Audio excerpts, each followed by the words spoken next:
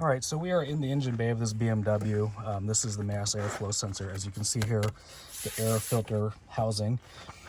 So the first step of the procedure here is to unplug the electrical connector from the mass airflow sensor and to just kind of move it out of your way. The next thing is to loosen this hose clamp to the air intake boot. Just give it a handful of turns. Just make sure that this is loose. And then the mass airflow sensor is held in with two snap clips. So just take a screwdriver to both and get it out of the way. And then from here we can just remove the mass airflow sensor from the air filter housing. So it comes out like so. There's an O-ring in here that we want to make sure stays in place. So the part that we're using today is a Continental or VDO Luftmassenmesser,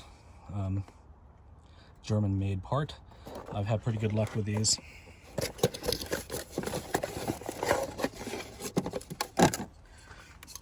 All right, so there's always an arrow that points towards the engine.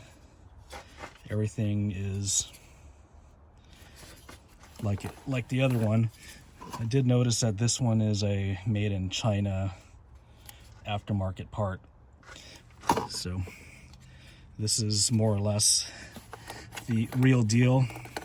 So we'll go ahead and fit it into the airbox hose and then carefully insert it into the airbox or the air filter housing.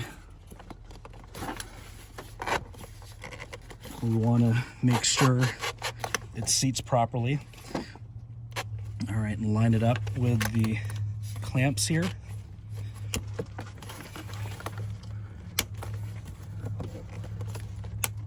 Okay, so both clamps are seated.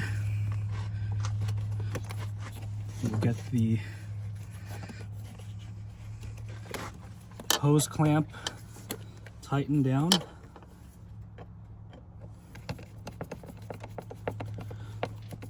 As you might have seen in my other video, these cars are getting old.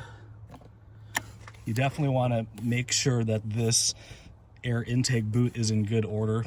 These tend to get dry rotted, but this one was replaced just recently.